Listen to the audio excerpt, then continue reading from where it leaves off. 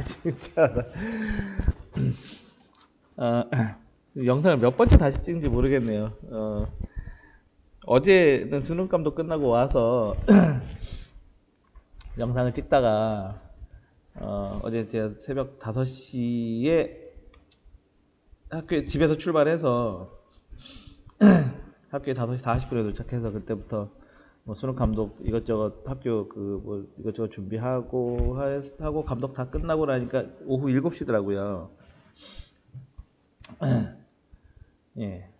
그리고 집에 가서 씻고 찍다가 한 3번을 졸아서 찍다가 졸아가지고 오늘 학교 와서 찍는데, 근데 또 안타깝게도 오늘 저기 학교에 무슨 공사를 해가지고 방금 또 찍다가 공사한다고 저 기사님 들어오셔가지고 딴밥부터 먼저 해달라고 그러고 다시 시작했어요.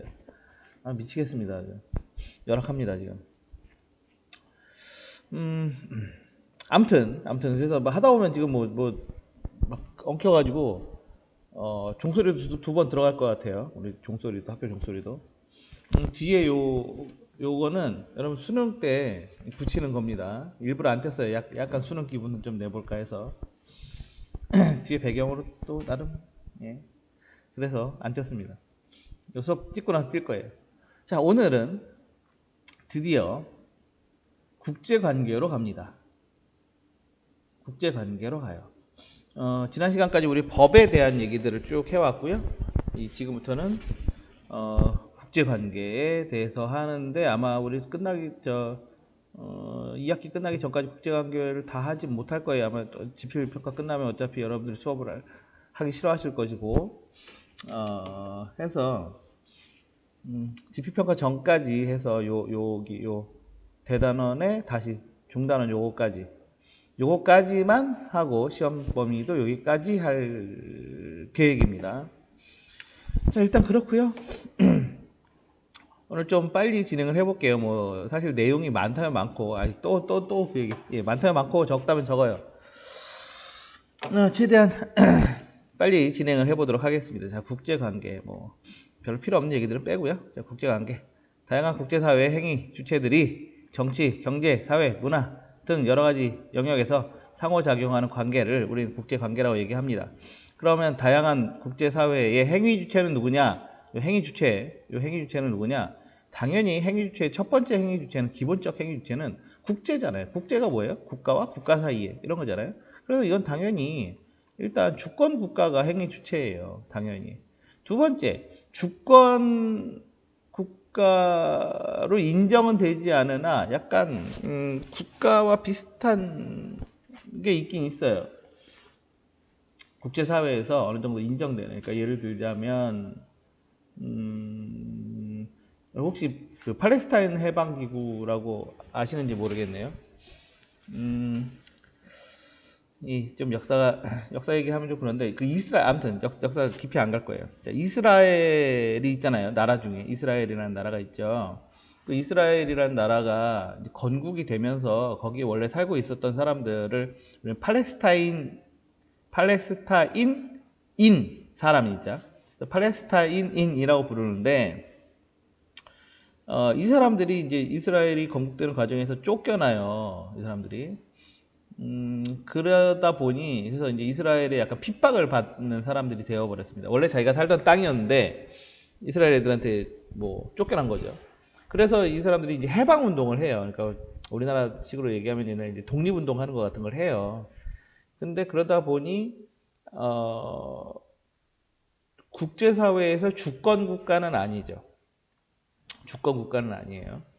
그러나 뭐 자치정부도 있고요. 정부가 있긴 있어요. 그리고 이제 국제사회에서 국가로 인정은 받지 못합니다. 그렇지만 국제사회에서 어느 정도 인정을 받아요. 국제사회에서.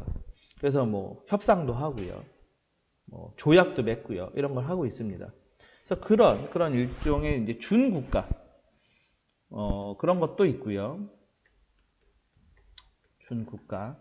이런 애들도 있고요. 그 다음에 이제 시대가 점점 발달하면서 NGO 이제 이런 애들도 국제사회 일종의 행위 주체들이 되고 있고요. 이 비정부 기구라고 부르죠. non government. 그 다음에 요즘에는 이제 뭐 초국적 기업, 초국적 기업이냐, 다국적 기업이냐, 뭐 이건 뭐 분류하는 구분에 따라서 조금 다른데 뭐 비슷합니다. 걔가 걔예요. 특히 이제 세계화가 되고 전 세계가 어떤 경제라고 하는 것으로 막 연결이 되어 있다 보니 이 초국적 기업 또는 다국적 기업이라고 부르는 이 기업의 힘도 굉장히 강해졌고요. 그러다 보니 이 기업들도 국제사회에서 본인들의 어떤 행위 주체로서의 목소리를 내고 있습니다. 그래서 어쨌든 행위 주체들은 이제 이런 행위 주체들이 있고요. 이 행위 주체들이 서로 상호작용하고 있는 상태다. 뭐 이런 게 국제 관계다. 이렇게 보시면 되겠습니다. 하지만 여전히 국제 관계에서 가장 중요한 것은 이 국가가 아니에요. 국가. 그래서 가장 기초적인 단위는 주권 국가다. 이렇게 보시면 되겠습니다. 자, 국제 관계의 특징을 좀 볼게요. 원칙적으로 독립된 주권 국가를 기본 단위로 합니다. 원칙적으로는 독립된 주권 국가를 기본으로 하지만 독립된 주권 국가가 아닌 경우에도 그래도 행위 주체가 되기도 한다. 아까 얘기했던 이제 팔레스타인 해방 기구도 있고요. 그다음에 지금 중동 쪽에 보면 이제 쿠르드족 자치 정부 뭐 이렇게 불리우는 곳도 있습니다. 뭐 등등등. 자, 그다음에 강제력을 행사할 수 있는 중앙 정부가 존재하지 않아요. 자, 한 국가라고 하면 보통 이제 국가 내에는 강제력을 행사하는 중앙 정부가 있죠. 그래서 이 중앙 정부가 어떤 무력, 그러니까 강제력이라고 하는 게 결국엔 무력이잖아요. 이 무력을 독점하죠. 정부는. 이게 뭐예요? 이게 이제 군대와 경찰 뭐 이런 기구들이 있잖아요. 또 이제 뭐 법원 뭐 이런 데도 있고. 그래서 중앙 정부가 컨트롤을 하는데 국제 사회에는 이런 중앙 정부가 없다는 거죠. 물론 뭐 유엔이 있잖아요. 예, 그렇다고 유엔이 중앙 정부는 아니죠. 세계 정부는 아니잖아요. 그냥 모여 있는 일종의 뭐 회의체 뭐 이 정도밖에 안 되잖아요. 그래서 중앙정부가 없다. 그리고 자국의 이익을 우선적으로 추구하더라. 결국에 국제사회에서 우리 목이 이상하네. 결국엔 국제사회에서 뭐 이러쿵 저러쿵 뭐 국제사회 규범이 어떻고 뭐 아만 얘기해봐야 결국엔 자기 나라의 이익이 제일 우선돼요.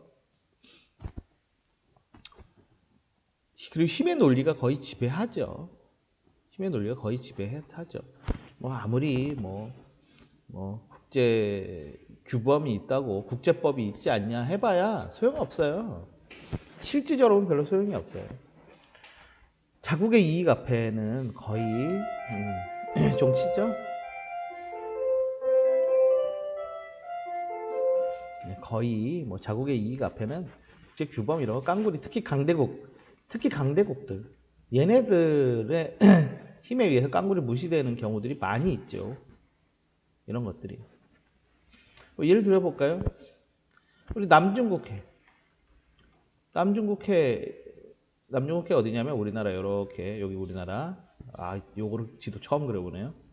중국 이렇게 그다음에 이렇게 해서 이제 베트남 뭐 이렇게 가잖아요. 동남아 여기 대만 자 요쪽에 요 동네가 남중국해거든요. 여기가 요 동네가 이제 남중국해인데 요게 막 이런데 섬들이 많아요. 이런데 섬들이. 근데 이 섬들을 중국이 싸그리 가져가 버렸습니다. 이거 국제사회에서 이거 중국 거 아니야. 이거 여기 물론 이제 약간 분쟁의 소진이 있어요. 여기는 베트남이 주장하기도 하고 여기에 있는 이제 필리핀이 여기 건 자기네 거야, 여기 거는 우리 거야 막 이렇게 주장하기도 하는데 그래서 대부분 뭐 그다음에 뭐 이쪽에 보면 또 막 인도네시아 막 있죠. 여기 있는 섬들 막 이거 인도네시아 거야 막 이렇게 서로 자기 거라고 얘기하기도 하는데 솔직히 얘네들끼리 하는 건 인정하겠어요. 근데 중국에서는 엄청 멀거든요. 근데 이 중국이 이거 우리 거 이래고 버리고 그냥 다 점령해 버렸어요. 여기다 대고 암만 국제사회에 뭐 얘기를 하고 뭘 해도 소용이 없어. 그냥 중국이 우리 거 끝 까불지 마. 뭐 이러고 있어요. 솔직히 얘기하면. 힘의 논리, 자국의 이익과 힘의 논리. 특히 이 강대국들이 하는 짓. 자, 이것이 우선되더라. 현실적으로 이것이 우선되더라. 그런데 그렇다고 해서 꼭 이 힘의 논리만 있느냐? 또 그렇지만은 않더라. 참, 또 그렇지만은 않더라. 또 여러 국제사회에서의 어떤 국제법과 국제규범이 또 존재하긴 하더라. 그래서 힘의 논리와 국제규범, 바로 규범의 논리가 공존, 같이 있긴 하더라. 근데 어쨌든 뭐 가르치는 이렇게 가르치는데 현실적으로는 거의 힘의 논리입니다. 현실적으로 보면. 자, 국제관계를 이제 바라보는 두 가지 시점에 대해서, 관점에 대해서 보도록 하죠. 자, 국제사회를 바라보는 두 가지 관점을 보시면 국제사회에 대해서 현실주의적 관점이라는 게 있고요. 자유주의적 관점이라고 하는 게 있습니다. 자, 현실주의. 그럼 현실주의니까 진짜 현실주의잖아요. 그럼 뭐가 중요할까요? 바로 이거를 중요시 여기는 거예요. 이게 진짜다. 국제사회에서 무슨 이게 진짜다. 국제사회에서 한만 뭐 겉으로는 뭐 국제규범, 국제법 뭐 이런 거 얘기하지만 실제로 국제사회에서의 국가와 국가 사이의 이 어떤 외교나 이런 것들의 그 역학관계는 오직 힘의 논리로 말한다라고 얘기하는 것이 현실주의적 관점입니다. 정말 현실적이죠. 거기에 비해서 자유주의적 관점이 있습니다. 자유주의적 관점은 그렇지 않아. 이건 너무 힘의 논리만 얘기하잖아. 실제로는 그럼에도 불구하고 여러 가지 규범들이 존재한단 말이지. 국제법이 있고 국제 질서가 있고 또 힘의 논리 하나만 갖고 막 밀어붙인다고 해서 그게 다 통하는 것도 아니잖아 라고 얘기하는 게 자유주의적 관점이에요. 그래서 둘이 이렇게 서로 약간 대립하는 관점이다 이렇게 보시면 되겠고요. 사상적 배경을 보시고, 자, 홉스적 인간관. 홉스가 뭐라고 얘기해요? 만인에 대한 만인의 투쟁 상태. 이걸 얘기하는 게 홉스죠. 계몽주의는 뭐예요? 이성을 강조하는 거죠. 사람들은 이런 동물적인 힘이 아니라 이성으로서 대화로 다 풀 수 있다라고 보는 관점이다 라고 보시면 되겠습니다. 폭력보다는 이성에 호소하는 거다. 이렇게 보시면 되겠고, 사실 이제 요 두 개가 좀 중요합니다. 요 두 개가. 수능에서도 요게 이제 중점적으로 나오죠. 자, 현실주의적 관점에서는 그럼 국제평화를 어떻게 보장할 것이냐? 첫 번째, 힘의 우위. 우리가 힘이 세면 우리한테 못 덤비겠지. 너무 되게 현실적이죠. 우리가 힘이 세면 우리한테 못 덤비겠지.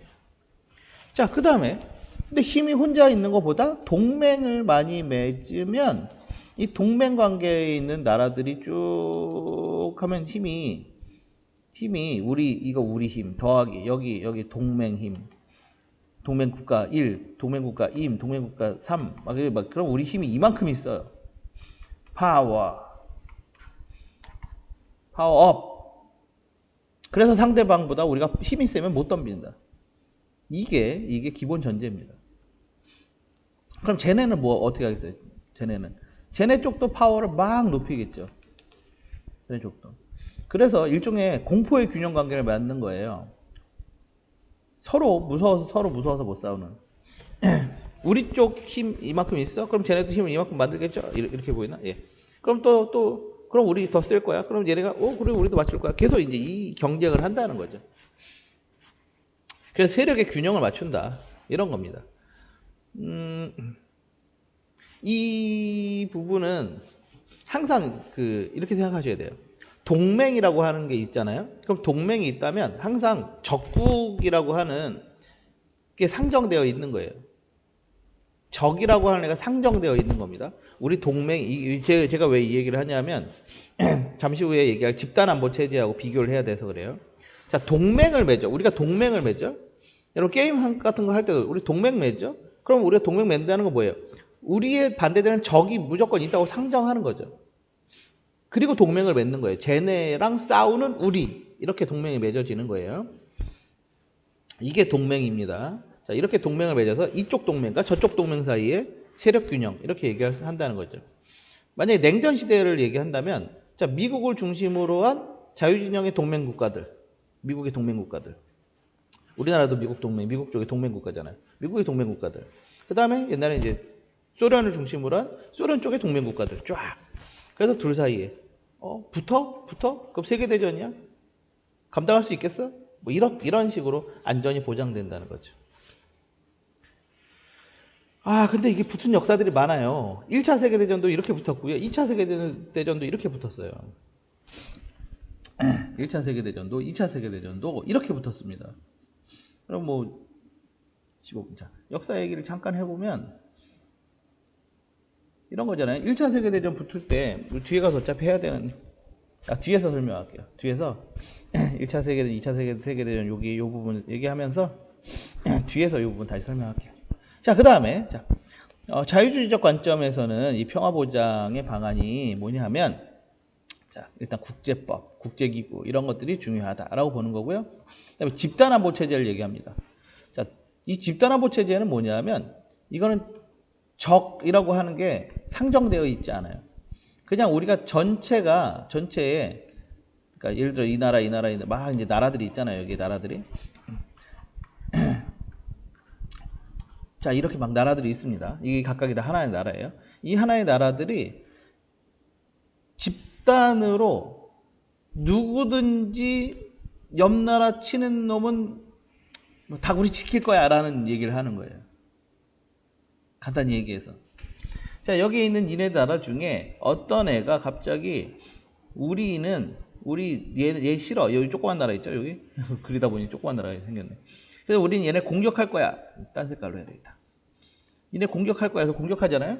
그러면 나머지 얘네들이 다 얘를 공격하는 거죠. 도와주는 거예요. 얘 공격하는 거 아니고 도와주러 가는 거예요. 다 얘를 때리겠다라는 거죠. 이게 집단안보입니다. 그러니까 적을 상정해 놓진 않았는데 언제든지 네가 우리 집단안보를 해쳐, 네가 평화를 깨트려, 그럼 너는 그 순간 다구리야. 이렇게 얘기하는 게 집단안보 체제예요. 조금 개념이 다르죠. 아까 동맹은 어떻죠? 아까 동맹은 지워야지. 지우다 보니 이렇게 되네요. 자, 아까 동맹은 이런 거예요.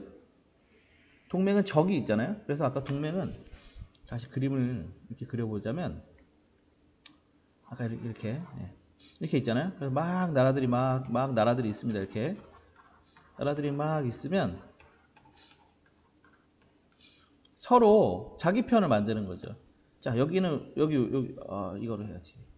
여기 우리 동맹. 그럼 너도 우리 동맹, 너도 우리 동맹, 너도 우리 동맹.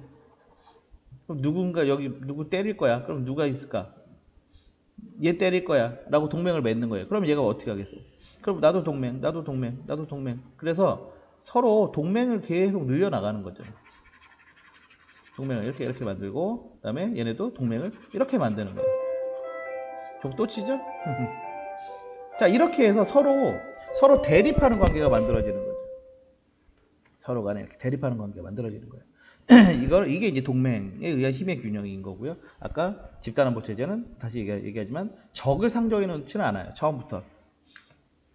적을 상정해 놓지는 않은데 만약에 누군가가 우리의 이런 평화를 깨치는 놈이 있으면 다 어떻게 하겠다?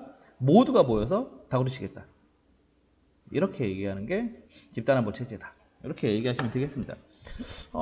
지금 약간 미국을 중심으로 하는 국대서양 조약기구라고 하는 게 있어요. 나토라고 하는 애들이 있는데, 나토 얘기할 때도 집단안보 얘기를 하긴 합니다. 근데, 그거는 이론상으로는 맞는 얘기는 아니에요. 나토의 모토가 이제 all for one, one for all이거든요. 모두를 위한 하나를 위한 모두. 집단안보죠. 그런데, 근데 얘네는 적이 있어요. 그 적이 누구냐면, 옛날에 처음 만들 때 그 적이 누구냐면, 소련, 공산주의 국가. 이렇게 처음부터 적을 상정해놨기 때문에 얘네가 이론적으로 명확하게 맞는 집단안보 체제는 아니에요. 근데 본인들은 집단안보 체제라고 얘기는 하죠. 뭐 그런 사례도 있다. 이 정도 얘기하고 다음 얘기로 넘어가도록 하겠습니다. 자, 국제관계 이제 변천 과정을 좀 보죠. 제가 원래 이 부분에서 역사 얘기를 엄청 많이 하는데 역사 얘기 많이 안 하고 그냥 갈 거예요. 수능을 보면 이게 나오긴 나와요. 30년 전쟁. 그 다음에 이제 베스트팔렌 조약. 우리나라에서는 베스트팔렌 조약이, 아무튼 조약, 베스트팔렌 조약이라고 얘기하는데, 이제 뭐 웨스트팔렌 조약이라고 부르는 발음도 있고요. 아무튼 베스트팔렌 조약이 있고요. 그 다음에 이제 뭐 제국주의 이렇게 나오고, 그 다음에 뭐 1차 대전, 그 다음에 뭐 2차 대전, 그 다음에 뭐 냉전의 시작, 그 다음에 뭐 제3 세계의 등장, 뭐 전체적으로 보면 흐름은 이래요. 그 다음에 뭐 탈냉전, 냉전, 뭐 몰타 회담, 몰타 선언, 회담, 뭐 이런 게 중간에 들어가죠. 뭐 보통 이 정도 순서로 순서는 얘기합니다. 이 수능에서도 이제 가끔 요 이렇게 쭉 타임 라인을 만들어 놓고 뭐 여기 들어가는 게 뭐냐 이렇게 물어보는 문제도 있긴 한데, 그건 뭐 여러분들이 알아서 공부하시고요. 뭐 전체적으로 보면 이런 흐름입니다. 뭐 이거는 여러분 상식이에요. 이 정도 얘기는. 근데 사실 저는 30년 전쟁과 굳이 베스트 팔렌 조약까지 해야 되나 싶긴 한데, 어쨌든 나와 있으니까 간단하게 얘기를 하도록 하겠습니다. 자, 국제사회 변천인데 왜 유럽 얘기를 하고 있느냐? 유럽 중심의 사회라서 그래요. 사회 자체가 유럽 중심의 사회라서 그래요. 자, 그러면 얘기를 좀 해보죠. 자, 베스트팔렌 조약 1648년도 조약입니다. 정말 오래전 조약인데, 이게 이제 유럽에서 30년 전쟁 얘기예요. 30년 전쟁. 이 30년 전쟁을 이제 끝내는 게 베스트팔렌 조약이거든요. 근데 뭐가 중요하냐? 30년 전쟁의 이전까지는 이게 약간 중세스러웠어요. 그러니까 유럽에서 중세스럽다는 게 뭐 여러 가지들이 있지만, 그 중에서 이 국가라고 하는 단위가 별로 의미가 없던 시대, 뭐 이렇게 얘기하시면 돼요. 요게. 그리고 대부분 이제 뭐냐면 뭐 제후, 뭐 봉건 영주, 뭐 이런 애들 중심으로 돌아가던 거죠. 그래서 이때는 전쟁을 하면, 예를 들어 뭐 우리가 지금 배우니까 뭐 영국하고 프랑스랑 싸웠어 이렇게 배우는 거지, 사실은 뭐 좋은 왕하고 저 루이랑 싸운 거예요. 이 왕하고 저 왕하고 싸운 거지, 이게 나라와 나라 사이의 전쟁이라는 개념이 희박했다고요. 30년 전쟁 이전까지만 해도. 그리고 30년 전쟁 이전까지는 또 뭐가 있었냐면, 여러분 다 아시죠? 합스부르크 왕가. 이 합스부르크 왕가가 스페인, 오스트리아, 그 다음에 어디죠? 뭐 네덜란드, 뭐 그 다음에 어디죠? 아무튼 막 이 나라, 저 나라, 요 나라, 저 나라, 지금 생각하면 다 다른 나라인데 그게 다 지낼 거야. 뭐 이런 식으로 되어 있었어요. 이런 식으로. 그러니까 나라와 나라가 싸우는 게 아니라 어느 왕의 가문과 저 왕의 가문, 뭐 이런 식이었다라는 거죠. 그런데 30년 전쟁이라는 걸 하면서, 처음에 시작은 뭐 종교 전쟁의 성격으로 시작을 했지만 30년 전쟁을 겪으면서, 그리고 이제 이때쯤 되면 전쟁도 하죠. 전쟁을 하면 우리 편 이렇게 뭉치는 것들이 있잖아요. 그러니까 전쟁도 하죠. 그다음에 뭐 인쇄술도 발달하죠. 인쇄술이 발달하면서 계몽주의도 발달하죠. 그러면서 이런 뭐 왜 우리나라 애도 아닌, 우리랑 핏줄도 안 섞인 저 딴 나라 애가 우리 뭐 누구랑 갑자기 결혼했다고 왜 우리 왕이 되지?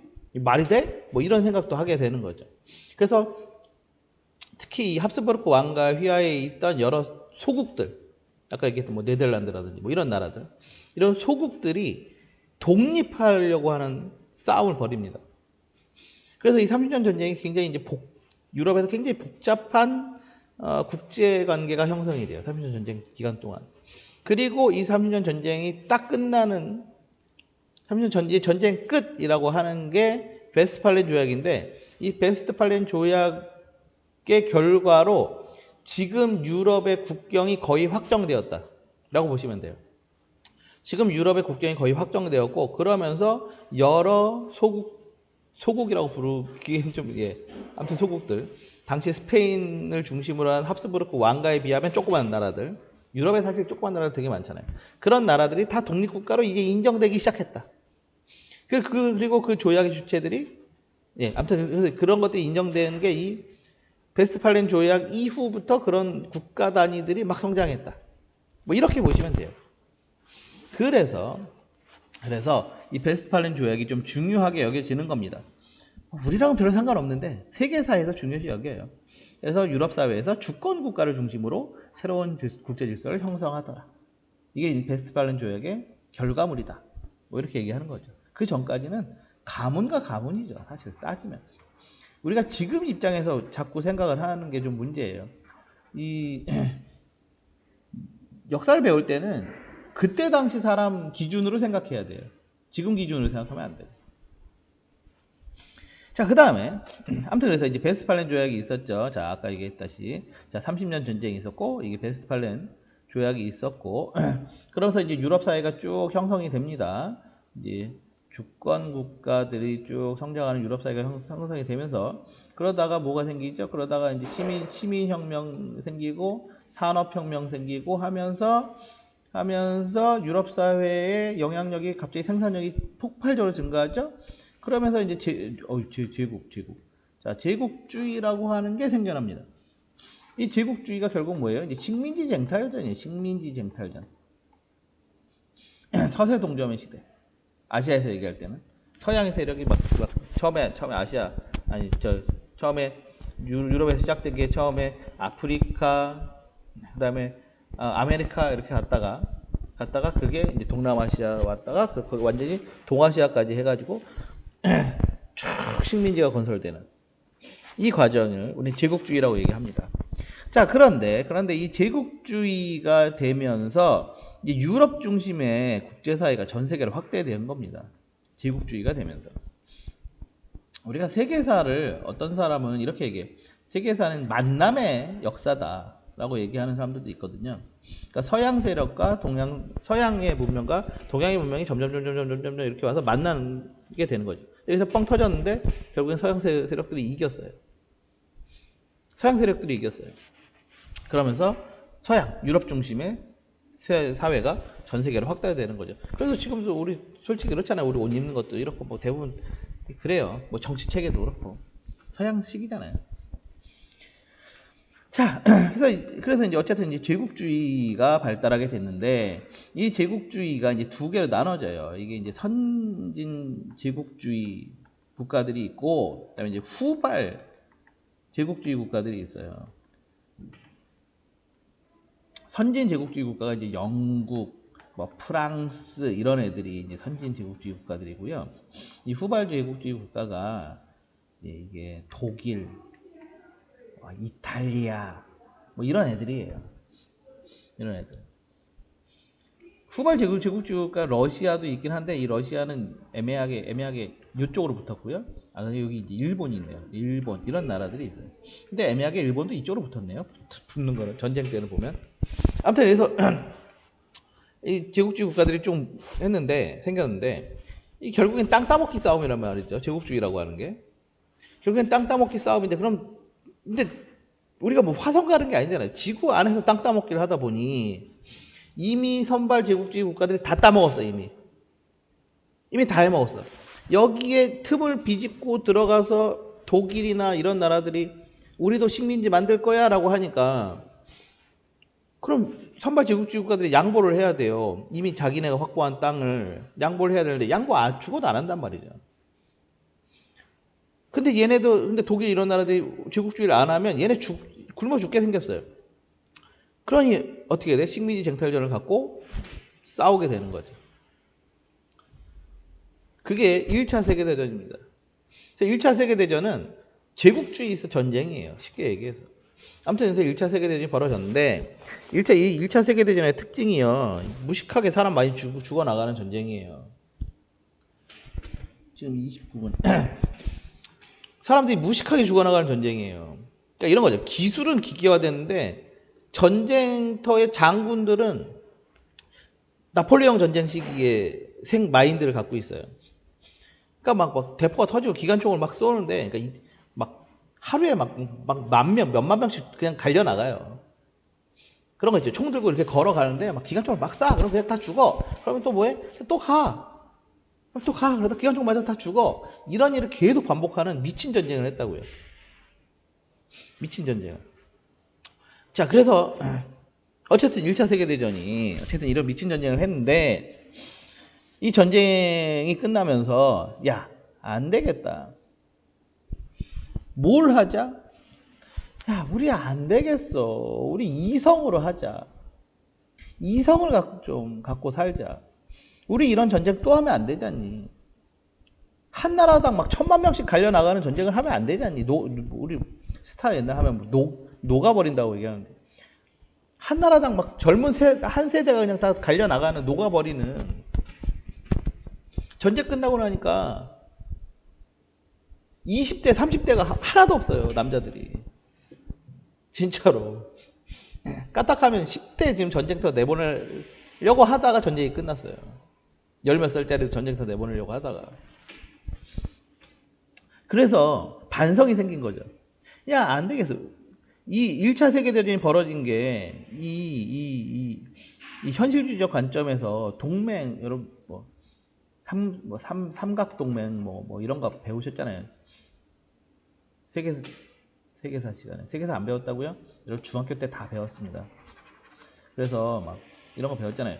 영국, 프, 러, 동맹. 그 다음에 그 다음에 어디였지? 오스만, 이런 애들 동맹. 오스트리아. 오스만도 동맹이에요. 이렇게 동맹. 이래서 하나가 탁 터지니까 쭉 연결.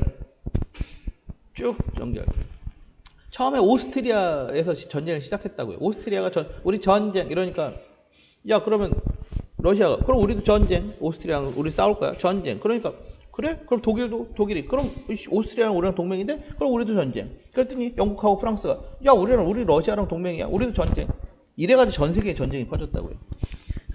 안 되겠다. 이 동맹으로 이루어지는 세력 균형, 이게 세력 균형이면 좋은데 터지면 세계 전쟁이더라. 그래서 안 되겠다. 계몽주의 하자. 국제법, 우리 국제기구, 우리 이성으로 말로 해결해 봅시다. 라고 해서 국제연맹이라고 하는 걸 설립하죠. 근데 이 국제연맹이 이게 이렇잖아요. 자유주의적 관점 좋은데 실질적으로는 현실 힘의 논리가 통한다고요. 그래서 시작은 좋았으나 이것이 결과적으로 다시 발발하는 2차 세계대전을 막지는 못했다. 자, 2차 세계대전. 여기 2차 세계대전. 자, 2차 세계대전은 솔직히 얘기해서 1차 세계대전의 2라운드예요. 그냥 연장선입니다. 2라운드다. 자, 1차 세계대전이 끝났고, 근데 그 후유증들이 존재합니다. 자세한 설명은 넘어갈게요. 그 후유증들이 있었고, 그 후유증이 제일 세게 나타난 게 독일이었고요. 그래서 독일에서는 이제 히틀러라고 하는 사람이 나왔죠. 나치즘이라는 게 생겼고요. 이탈리아는 당시 이제 연합국 쪽에, 그러니까 영국, 프랑스, 러시아 이쪽에 붙었는데 그것도 배신 때리고, 처음에 독일하고 동맹이었거든요. 그래서 배신 때리고 붙었는데 약속된 보장을 하나도 못 받았어요. 그래서 빡쳤죠. 그래서 이탈리아에서도 파시즘이라는 게 나오면서 무솔리니라는 사람이 파시즘이라는 걸 만들면서 전체주의가 생겨났어요. 그 다음에 일본. 자, 일본도 영국, 프랑스 이런 애들하고 붙었어요. 후발 제국주의임에도 불구하고 걔네랑 붙었어요. 그래서 콩고물 좀 떼어 먹을까 했는데 걔네도 생각보다 콩고물이 크지 않았거든요. 이러면서 일본에서는 전체주의, 군국주의라고 부르는 역시 전체주의가 생겨나죠. 그래서 얘네들이 이제 전쟁을 도발을 합니다. 그래서 2차 세계대전의 시작은 결국에 1차 세계대전이 남겨놓은 그 후유증 때문에 생겨난 거예요. 자, 그래서 2차 세계대전이 터졌고요. 2차 세계대전의 결과는 어쨌든 독일, 일본, 여러분 다 아시다시피 이런 애들이 졌고요. 그리고 나서 다시 뭐 하자? 야, 안 되겠어. 다시 자유주의적 관점, 우리 국제법, 국제기구, 다시 이게 얼마나 중요한지 우리 깨달았잖아. 그래서 다시 만든 게, 근데 국제연맹은 별로 힘이 없었으니까 그거보다 조금 힘 있는 걸 만들자. 그래서 국제연합이라고 하는 걸 만듭니다. 이게 지금 오늘날의 UN인 거죠. 이게. 자, 그래서 이게 만들어졌어요. 예, 엄청 엄청 달려오고 있습니다. 야, 이게 만들어졌어요. 자, 아무튼 그 다음에 이제 2차 세계대전 끝났어. 근데 2차 세계대전 때 같은 편에서 싸운 애들이 누가 있냐면 2차 세계대전 이제 저쪽 편, 일단 저쪽 편에 자, 기본적으로 독일, 이탈리아, 일본 뭐 얘네가 일단 저쪽 편이에요. 얘네가. 그럼 이쪽 편에는 누구냐? 영국, 프랑스, 미국, 얘네가 그 다음에 여기 소련이 얘네 편이에요. 근데 여기서 제일 힘센 놈이 얘였거든요. 여기서 제일 힘이 센 건 아닌데 맷집이 강한 게 얘였어요. 그래서 얘네 둘이 죽도록 싸웠다고요. 얘네 둘이 죽도록. 얘네 둘이 죽도록 싸웠어. 미국 힘은 센데 늦게 참전했고 얘네는 항상 늦게 참전하잖아요. 그래서 얘네는 힘을 세이브했어요. 프랑스는 뭐 완전히 나라 망하다시피 했고요. 영국도 거의 나라 망했습니다. 처음에 독일하고 영국하고 프랑스가 독일하고 싸워 붙었다가 둘이 거의 망했어요. 그다음에 이제 미국이 붙었죠. 그다음에 얘네 망하고 소련하고 엄청 싸웠는데 소련이 맷집이 엄청 강해가지고 독일이 때리다 지쳐가지고 독일이 힘든 때 이제 미국이 딱 참전해가지고 독일을 끝내버립니다. 자, 근데 어쨌든 얘네가 2차 세계대전 때까지만 해도 같은 편이란 말이죠, 얘네가. 근데 얘네가 같은 편으로 갈 수가 없어요. 왜? 얘네는 자본주의, 민주주의 국가고 얘네는 공산주의 국가잖아요. 그러니까 이게 적이 공통의 적이 있을 때는 친구 먹었지만 그 적을 끝내고 나면 서로 또 싸워야 되는 판이 생긴 거죠. 둘이 양립할 수가 없거든요. 자, 그래서 생긴 게 이제 냉전 체제입니다. 냉전. 자, 미국과 소련을 중심으로 한 동서양국의 이념 대결. 그래서 양극 체제. 미국이라고 하는 극과 소련이라고 하는 극 사이에서 양국 체제. 그리고 다시 우리 편, 얘네 편 가르는 다시 동맹. 물론 유엔이라는 게 있지만 크게 힘을 발휘하지 못하니까. 왜냐하면 미국하고 소련 뭐 이런 강대국들이 사실 유엔 말을 안 듣거든요. 자, 아무튼 그러다 보니 다시 약간 동맹 체제로 간 거죠. 그걸 이제 양극 체제라고 얘기합니다. 자, 그렇게 달려가는데 뭐 중간에 뭐 그래서 1960년대가 되면 이제 뭐 비동맹 국가들이 성장하고 그래서 뭐 제3세계가 나오고 뭐 이런 얘기도 있는데 그 스토리는 뺄게요. 뭐 이렇게 가다가 1991년도에 소련이 붕괴합니다. 그래서 이제 몰타 선언이라는 걸 해요. 이제 몰타 선언이 뭐냐면 소련에서 우리 공산주의 안 할 거야 라고 선언하는 거예요. 그게 이제 몰타 선언입니다. 그러면서 소련이 붕괴되고요. 그러면서 냉전이 끝났죠. 냉전이 끝났어요. 지금 전 세계에서 유일하게 냉전 하고 있는 나라는 우리나라밖에 없어요. 냉전의 전선은 우리 여기밖에 없어요. 지금 신기하게도. 자, 그래서 냉전 체계가 종식됩니다. 그리고 탈냉전 시대가 개막했고요. 탈냉전이 되니 당연히 양극이 아니라 이제 다극으로 가는 거죠. 냉전 시대에는 미국, 소련 이렇게 있었는데 이제 냉전이 없어. 그러니까 다극 체제로 전환되었다. 뭐 이렇게 보시면 되겠습니다. 자, 그리고 지금은 이제 세계화입니다. 자, 세계화까지만 하면 돼요. 힘차게 달려왔습니다. 마음이 급해서 마음이 바빠요. 또 오늘 좀 길게 갑니다. 지난번에 좀 쉬었잖아요. 자, 세계화에 따른 이제 국제관계 변화 가볼게요. 자, 세계화의 의미 많이 얘기를 한 것 같아요. 자, 국제에서 상호 의존성이 커졌어. 그래서 개별 국가의 경계를 넘어서 세계가 하나로 통합됐어. 저는 이걸 뭐라고 표현해요? 상품, 자본, 기술, 노동, 문화 등이 국경을 초월하여 자유롭게 이동하는 것. 이것을 저는 세계화라고 규정합니다. 제가 규정하는 것이 아니라 많은 학자들이 이렇게 규정해요. 이것을 좀 더 세련되게 표현하면, 약간 두리뭉실하게 표현하면 이런 거죠. 이 표현이 약간 러프한 거고요. 이 표현이 이제 약간 두리뭉실 예쁘게 표현한 거예요. 요거는 약간 러프하게 표현하는 거고요.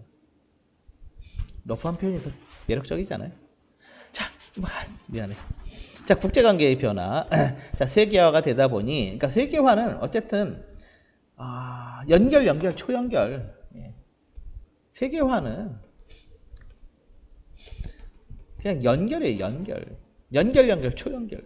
이제 서로 막 연결되니까 뭐가 됐어? 서로 의존성이 심화됐어. 이것만 잘 생각하시면 돼요. 그러면 세계화 시대가 충분히 다 모든 게 이해가 되죠. 서로 의존되어 있어요. 경제적으로, 정치적으로, 문화적으로 막 의존되어 있어요. 특히 경제적으로 서로 막 연결이 엄청 되어 있다고요. 그러니까 다른 곳에서 생겨나는 어떤 경제적인 이슈가 우리한테 직접적인 타격을 줘요. 우리한테 생기는 어떤 경제적인 이슈가 다른 나라한테 직접적인 타격을 줘요. 물론 그 중에 뭐겠어요? 경제력이 큰 애들에서 생겨나는 이슈가 파급력이 훨씬 크겠죠. 그래서 미국이나 뭐 이런 데서 생겨나는 게 파급력이 큰 거고요.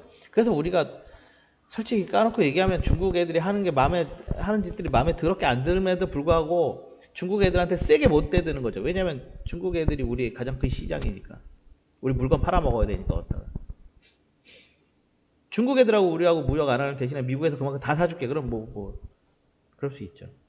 근데 우리는 아니잖아요. 우리는 결국엔 무역으로 먹고 사는 나라인데, 나라가.